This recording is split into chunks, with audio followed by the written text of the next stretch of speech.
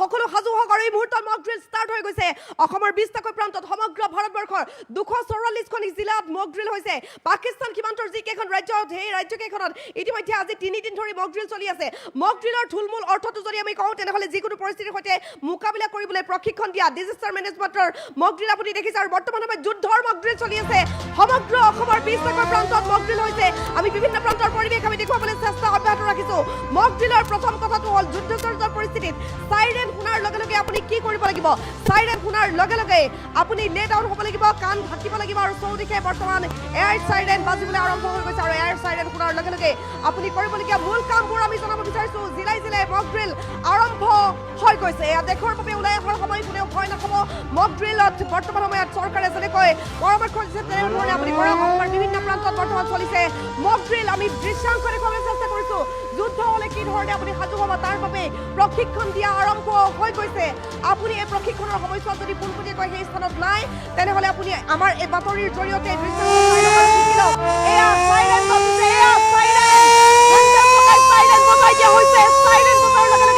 এনেধৰণে কাণত তেওঁলোকে দুয়োখন কাণ ঢাকি ৰাস্তাত পৰি দিছে এয়াই হৈছে আৰম্ভণি এনেধৰণে যুদ্ধজৰ্জৰ পৰিস্থিতিৰ মাজত আপুনি নিজকে সুৰক্ষিত কৰিব লাগিব নিজকে আপুনি সুৰক্ষা দিব লাগিব এয়া হৈছে প্ৰথম পদক্ষেপ ৰাস্তাত পৰি দিব লাগিব আৰু তাৰ পাছতে দ্বিতীয়টো কথা হ'ল যে আপুনি যদি ঘৰৰ ভিতৰত সংকময় পৰিৱেশৰ সৃষ্টি হৈছে মক ড্ৰিলত আৰু মক ড্ৰিলৰ আৰম্ভণিতে অনুশীলনত চাওক কি ধৰণে দেশত কি ধৰণে আক্ৰমণ হ'ব পাৰে সেই অনুশীলন কৰা দেখা গৈছে দেশত কি ধৰণে আক্ৰমণ কৰিব বিৰোধী পক্ষ এয়া অগ্নি নিৰ্বাপক বাহিনীয়ে কি ধৰণে এই অনুশীলনৰ আৰম্ভণিতে আছে ছাত্ৰ ছাত্ৰীসকল NCCৰ কেডেটসকল ভাৰতীয় সেনা বাহিনীৰ যিসকল জোৱান আছে এই জোৱানসকলো উপস্থিত হৈছে এইদৰে অগ্নি নিৰ্বাপক বাহিনী আহি ইয়াত উপস্থিত হৈছে অনুশীলন প্ৰথম দিনৰ অনুশীলন 4 বজাৰ লগে লগে আৰম্ভ হৈছে আমি দেখুৱাইছোঁ টাইম এটা দৰ্শকসকলক পোনপটীয়া দৃশ্যাংশ দেখুৱাইছোঁ কিছু ভিতৰলৈ যাবলৈ চেষ্টা কৰিম বিৰোধী সেনাই যেতিয়া আক্ৰমণ কৰিব কিদৰে থাকিব এয়া চাইৰেন বাজিছে এয়া লৈ গৈছে সেনাসকলক লৈ যোৱা হৈছে আৰু এয়া চিভিল ডিফেন্সৰ যিসকল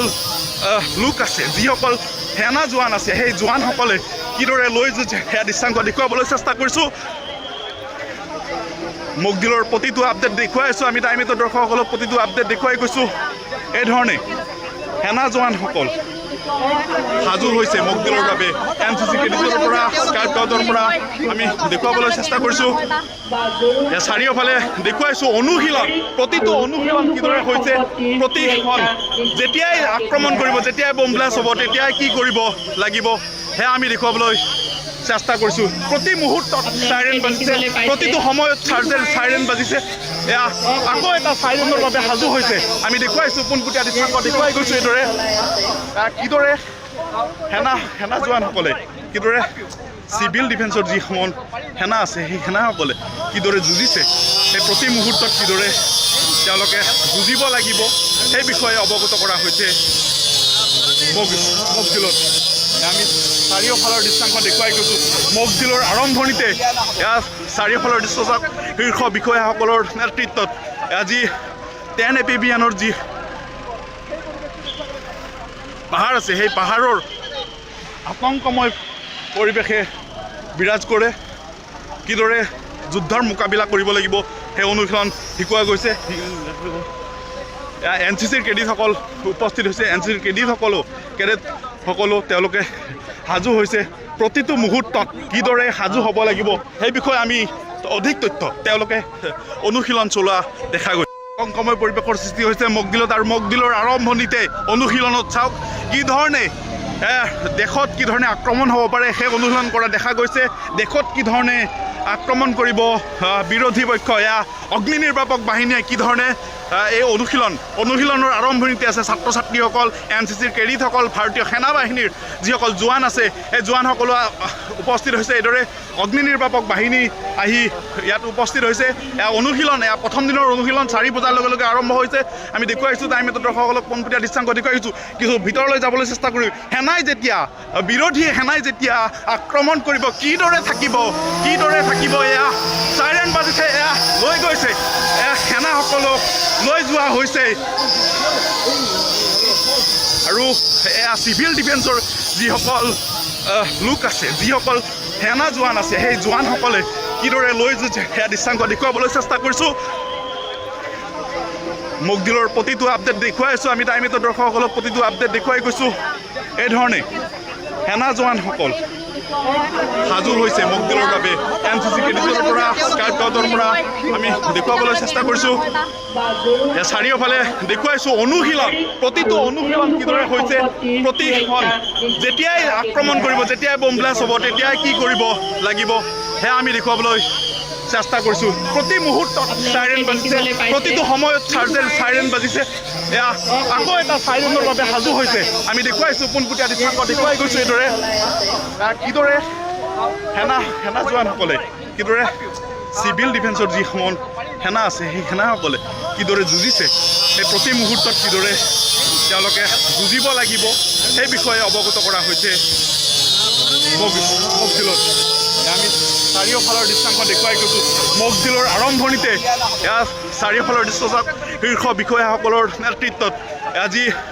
10 এপিবিয়ানৰ যি পাহাৰ আছে, সেই পাহাৰৰ আতংকময় পৰিৱেশে বিৰাজ কৰে। কিদৰে যুদ্ধৰ মোকাবিলা কৰিব লাগিব সেই অনুশীলন শিকোৱা গৈছে। NCCৰ কেডেটসকল উপস্থিত হৈছে। NCCৰ কেডেটসকলো তেওঁলোকে সাজু হৈছে। প্ৰতিটো মুহূৰ্তত কিদৰে সাজু হ'ব লাগিব সেই বিষয়ে আমি অধিক তথ্য তেওঁলোকে অনুশীলন চলোৱা দেখা গৈছে। আতংকময় পৰিৱেশৰ সৃষ্টি হৈছে মকদিলত, আৰু মকদিলৰ আৰম্ভণিতে অনুশীলনত চাওক কি ধৰণে দেশত কি ধৰণে আক্ৰমণ হ'ব পাৰে সেই অনুশীলন কৰা দেখা গৈছে। দেশত কি ধৰণে আক্ৰমণ কৰিব বিৰোধী পক্ষ, এয়া অগ্নি নিৰ্বাপক বাহিনীয়ে কি ধৰণে এই অনুশীলন এয়া দিছপুৰৰ পৰিৱেশ আৰু সমগ্ৰ ৰাজ্যৰ 20টাকৈ প্ৰান্তত এনেধৰণে মক ড্ৰিল ষ্টাৰ্ট হৈছে। যিসকলে মক ড্ৰিল কি হয়, মক ড্ৰিল একো নহয় বুলি কয় উপলুঙা কৰি আছিল, তেওঁলোকৰ বাবে কৰাৰা জবাব। এয়া দেখিছে মক ড্ৰিল ষ্টাৰ্ট হৈ গ'ল, আৰু অপাৰেশ্যন সিন্দুৰে কৈ দিলে যে ভাৰতে শক্তি দেখুৱাব আৰু দেখুৱাই দিলে কুছ বড়া হোগা। আমি কৈ আছিলোঁ আৰু হৈ গ'ল। আৰু বৰ্তমান সময়ত মক ড্ৰিল ষ্টাৰ্ট হৈছে। যিসকলে মক ড্ৰিলক লৈ উপলুঙা কৰি আছিল তেওঁলোকলৈ আমি অনুৰোধ জনাইছোঁ জীৱনত অলপ হ'লেও চিৰিয়াছ হওক, আৰু এয়া দেশৰ বাবে ওলাই অহাৰ সময়। আৰু যুৱচামৰ যথেষ্ট কৰ্তব্য আছে। যিসকল বয়োজ্যেষ্ঠ লোক আৰু যিসকলে শিশু, তেওঁলোকক দেখুওৱা হৈছে যে যিকোনো পৰিস্থিতিৰ সৈতে মোকাবিলা আপুনি কেনেকৈ কৰিব, জুই জ্বলিলে কি কৰিব লাগিব, সেই সময়ছোৱাত চাইৰেন বজাৰ লগে লগে আপুনি কি কৰিব লাগিব, আপুনি যদি ঘৰৰ ভিতৰত আছে কি কৰিব লাগিব ইত্যাদিবোৰ। আৰু এই দৃশ্যাংশ আমি দেখুৱাইছোঁ, এনেধৰণে মক ড্ৰিল ষ্টাৰ্ট হৈ গৈছে বিভিন্ন প্ৰান্তত। সমগ্ৰ ৰাজ্যৰ 20টাকৈ প্ৰান্তত মক ড্ৰিল আৰম্ভ হৈ গৈছে। আমি দেখুৱাইছোঁ এই দৃশ্যাংশ। আমি ৰংজনৰ সেই এক্সক্লুচিভ ৰিপৰ্ট লৈ মুহূৰ্তত দেখুৱাবলৈ চেষ্টা কৰিম। ৰংজনে দেখুৱাইছে এক্সক্লুচিভ ৰিপৰ্ট কি কৰিব লাগে সেই সময়ছোৱাত।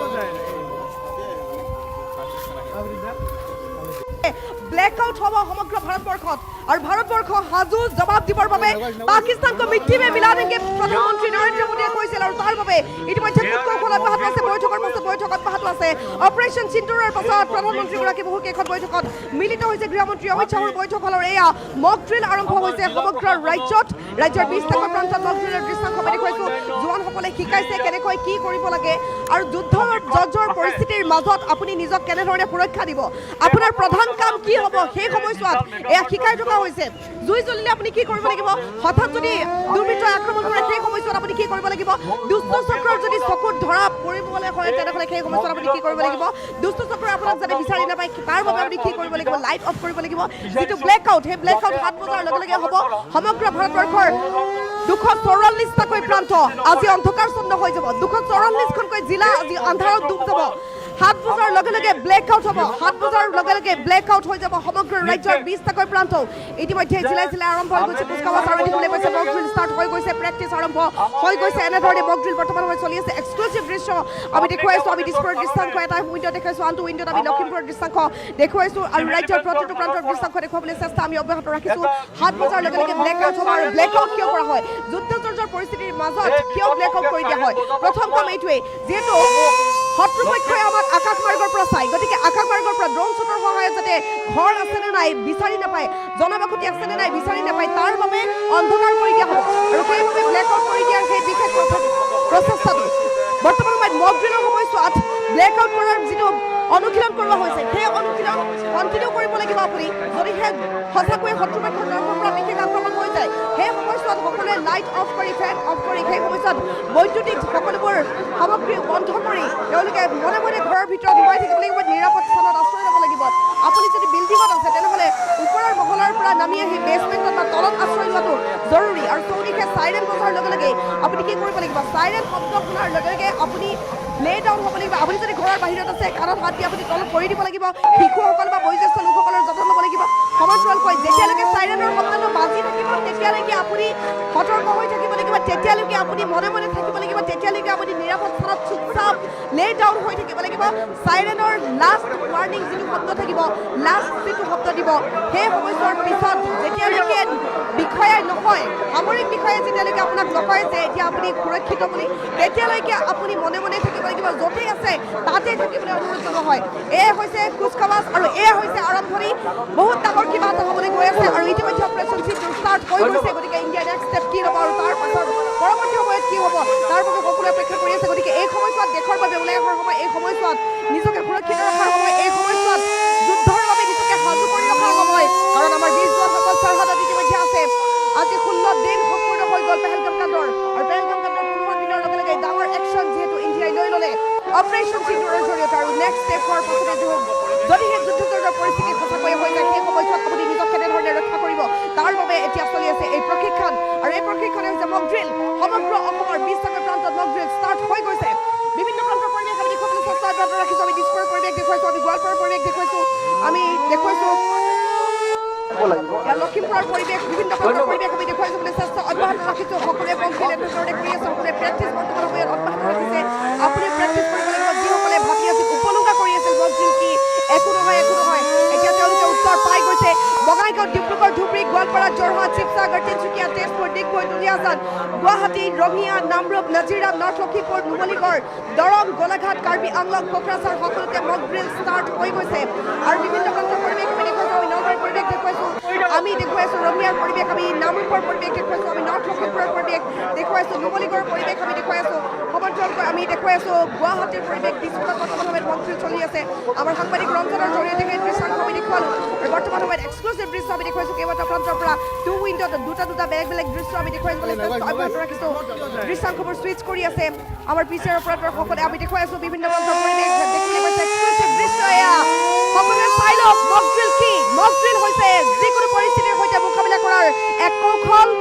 এক প্ৰক্ৰিয়া এক বিশেষ ৰিহাৰ্চেল এয়া হৈছে মক ড্ৰিল যুদ্ধৰ সময়ছোৱাত আপুনি নিজক কেনেকৈ সুৰক্ষা দিব তাৰ বাবে মক ড্ৰিল চলিছে চাইৰেন বাজিলে কি কৰিব লাগে চাইৰেন বাজিলে প্ৰথম কাম দুইখন কাণ হাতেৰে ঢাকি আপুনি তলত শুই দিব লাগে দ্বিতীয় কাম যদি গাড়ী চলাই আছে গাড়ী তাতেই বন্ধ কৰি নিৰাপদ ঠাইলৈ ঢাপলি মেলিব লাগে 3 নম্বৰ কাম ঘৰৰ ভিতৰত যদি আছে লাইট অফ কৰক দৰ্জা খিৰিকী মাৰক পৰ্দা টানি দিয়ক আৰু যিমান পাৰে মনে মনে থাকক শিশুসকলে হয়তো চিঞৰ বাখৰ কৰিব পাৰে পিতৃ মাতৃ অভিভাৱকৰ ডাঙৰ কৰ্তব্য যে তেওঁলোকক ফুচুলাই মেলি যাতে ৰাখে কাৰণ শত্ৰুপক্ষ আপোনাৰ ঘৰৰ কাষেৰে গ'লেও যাতে কোনো নাই বুলি ভাবে এনেধৰণে থাকিব লাগিব নিজকে সুৰক্ষা দিবলৈ সকলো সাজু হ'বলৈ হ'ল বৰ্তমান সময়ত বঙাইগাঁও ডিব্ৰুগড় ধুবুৰী গোৱালপাৰা যোৰহাট শিৱসাগৰ তিনিচুকীয়া তেজপুৰ ডিগবৈ দুলিয়াজান গুৱাহাটী ৰঙিয়া নামৰূপ নাজিৰা নৰ্থ লখিমপুৰ নুমলীগড় দৰং গোলাঘাট কাৰ্বি আংলং কোকৰাঝাৰ সকলোতে মক ড্ৰিল ষ্টাৰ্ট হৈ গৈছে আৰু 7 বজাৰ লগে লগে হ'ব ব্লেক আউট 7 বজাৰ লগে লগে সমগ্ৰ ভাৰতবৰ্ষৰ 244খন জিলাত ব্লেক আউট হ'ব অন্ধকাৰ পৰিৱেশ বিৰাজ কৰিব এই 244খন জিলা আৰু আমাৰ অসমৰ 20কৈ প্ৰান্ত ব্লেক আউট কৰি দিয়া হ'ব আৰু ইতিমধ্যে 4 বজাৰ পৰা চলি আছে মক ড্ৰিল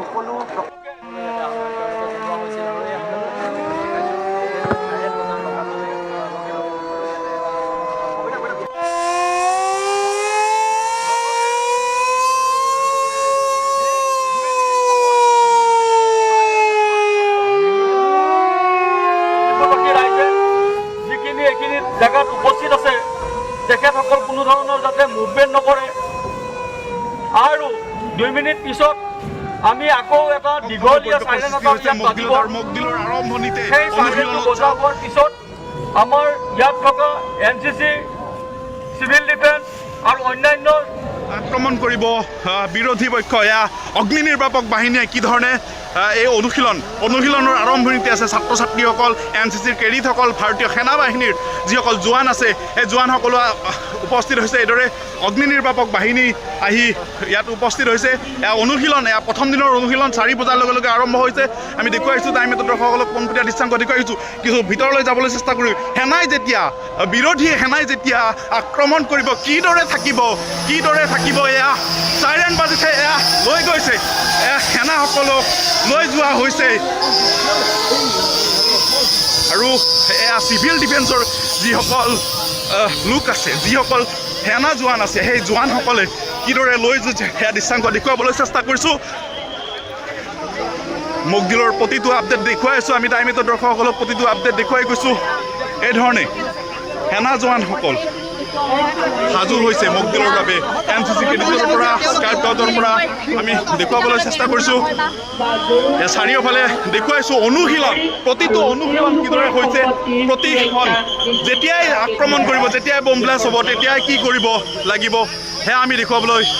চেষ্টা কৰিছোঁ প্ৰতি মুহূৰ্তত চাইৰেন বাজিছে প্ৰতিটো সময়ত চাইৰেন বাজিছে এয়া আকৌ এটা চাইৰেনৰ বাবে সাজু হৈছে আমি দেখুৱাইছোঁ পোনপটীয়া দৃশ্যাংশ দেখুৱাই গৈছোঁ এইদৰে কিদৰে সেনা জোৱানসকলে কিদৰে চিভিল ডিফেন্সৰ যিসমূহ সেনা আছে সেই সেনাসকলে কিদৰে যুঁজিছে সেই প্ৰতি মুহূৰ্তত কিদৰে তেওঁলোকে যুঁজিব লাগিব সেই বিষয়ে অৱগত কৰা হৈছে